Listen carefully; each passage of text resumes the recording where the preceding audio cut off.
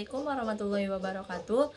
Perkenalkan, nama saya Devi Sulistiawati dari Prodi Manajemen Pendidikan Islam, Sekolah Tinggi Agama Islam Darussalam Kunir. Di sini saya akan sedikit menjelaskan tentang peran kepala sekolah dalam meningkatkan mutu pendidikan. Peran kepala sekolah dalam meningkatkan mutu pendidikan. Kepemimpinan merupakan aspek yang penting atau sangat penting di sebuah lembaga. Dengan adanya kepemimpinan di sebuah lembaga, maka akan ikut menentukan kesuksesan dari lembaga tersebut. Contoh, di sebuah organisasi, maka seorang pimpinan menentukan perencanaan, pengorganisasian, pelaksanaan, pengawasan, dan evaluasi. Dengan begitu, aspek manajemen di lembaga tersebut akan terurus.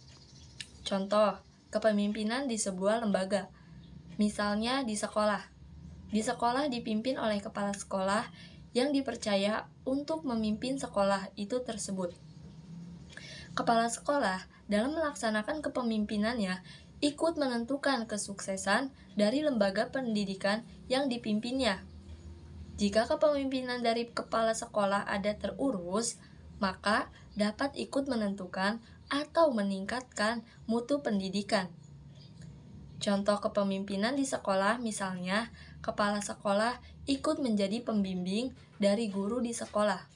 Kepala sekolah ikut berperan memberikan bimbingan kepada guru yang mesti diberikan bimbingan agar dapat memperbaiki aspek yang mesti diperbaiki, sehingga dapat mencapai tujuan pembelajaran yang telah ditentukan. Tentu saja, jika ada aspek yang sudah bagus atau sangat bagus, maka dipertahankan.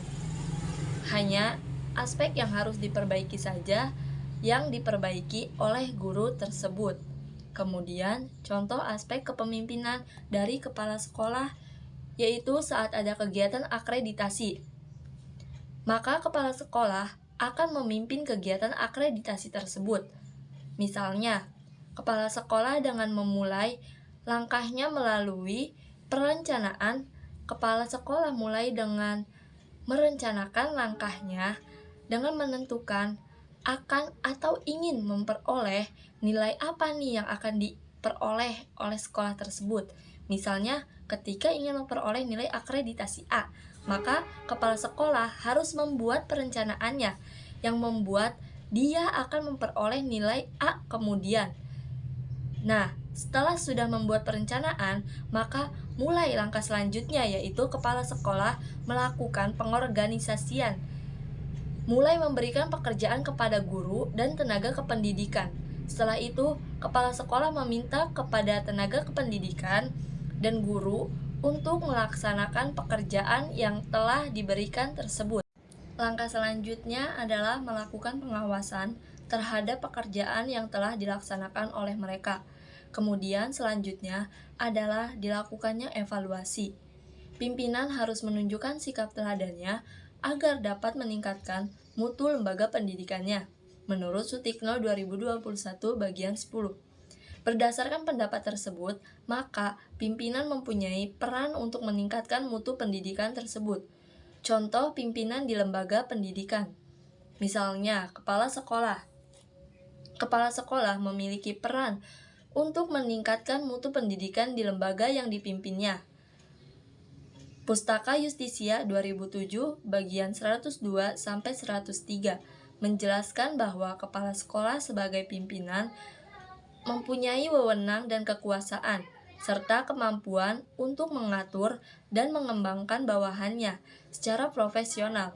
Dengan demikian, kepala sekolah harus memiliki beberapa kompetensi profesional, yaitu yang pertama, kepala sekolah berperan sebagai pemimpin. Yang kedua, kepala sekolah berperan sebagai manajer. Dan yang ketiga, kepala sekolah berperan sebagai pendidik. Yang keempat, kepala sekolah berperan sebagai administrator. Yang kelima, kepala sekolah berperan sebagai wirausahawan. Yang keenam, kepala sekolah berperan sebagai pencipta iklim kerja. Dan yang ketujuh atau yang terakhir, kepala sekolah berperan sebagai penyelia kepala sekolah di dalam menjalankan tugasnya. Mempunyai tanggung jawab terhadap kualitas sumber daya manusia yang ada Menurut Julian Toro 2017 bagian 25, berdasarkan pendapat tersebut, maka kepala sekolah harus melaksanakan tugasnya sehingga kualitas sumber daya manusia di sekolah dapat menjadi bermutu. Jika bermutu kualitas sumber dayanya, maka lulusannya juga akan menjadi kelulusan yang berkualitas. Selanjutnya kita akan membahas mengenai mutu. Alifuddin 2012 bagian 79 menyatakan bahwa konsep mutu sekarang sudah berkembang ke arah kepuasan pelanggan. Organisasi dalam menyediakan produk atau jasa harus sesuai persyaratan yang diekspresikan oleh pelanggan tersebut. Organisasi perlu terus-menerus menciptakan ide baru atau inovasi untuk memenuhi persyaratan tersebut. Dalam konteks pendidikan, pengertian mutu mencakup input, proses, dan output pendidikan. Yang pertama, input pendidikan adalah semua yang harus tersedia untuk berlangsungnya proses pendidikan. Semua yang dimaksud berupa sumber daya dan perangkat lunak serta harapan-harapan sebagai pemandu bagi berlangsungnya proses tersebut. Input sumber daya meliputi sumber daya manusia, yaitu kepala sekolah, guru, termasuk guru BK, karyawan, dan siswa. Dan sumber daya selebihnya itu adalah peralatan sekolah, perlengkapan, uang, bahan, dan lainnya lagi. Jadi, semua sumber daya dan perangkat lunak serta harapan-harapan sebagai pemandu bagi berlangsungnya proses pendidikan harus ada input perangkat lunak, misalnya struktur organisasi yang ada di sekolah itu, peraturan perundang-undangan, deskripsi tugas, rencana, dan sebagiannya. Input harapan-harapan berupa visi, misi, tujuan, sasaran-sasaran yang ingin dicapai oleh sekolah. Kesiapan input sangat diperlukan agar proses pendidikan dapat berlangsung dengan baik. Proses pendidikan merupakan berubahnya sesuatu menjadi sesuatu yang lain.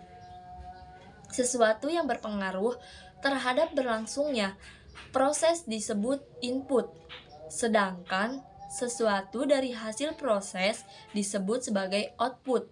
Dalam pendidikan berskala mikro atau tingkat sekolah, proses yang dimaksud adalah proses pengambilan keputusan, proses pengelolaan kelembagaan, proses pengelolaan program, proses belajar mengajar, dan proses monitoring dan evaluasi, dengan catatan bahwa proses belajar mengajar memiliki tingkat kepentingan tertinggi dibandingkan dengan proses-proses lainnya.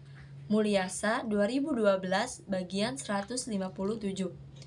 Kemudian Irianto 2011 bagian 117 dengan editan sepenuhnya mengatakan bahwa peningkatan mutu pendidikan memiliki kaitan dengan proses pembelajaran.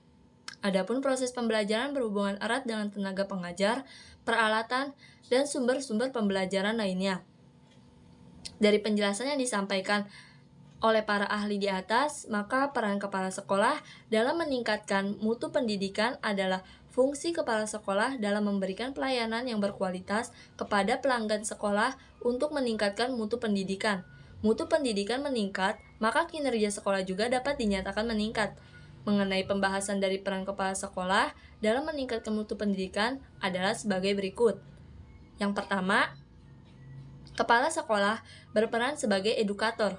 Kepala sekolah yang berperan sebagai edukator di sini adalah kepala sekolah memperhatikan kompetensi yang dimiliki oleh guru. Kompetensi yang dimiliki oleh guru dalam proses pembelajaran akan dapat dipakai saat proses pembelajaran yang dilaksanakan di dalam kelas.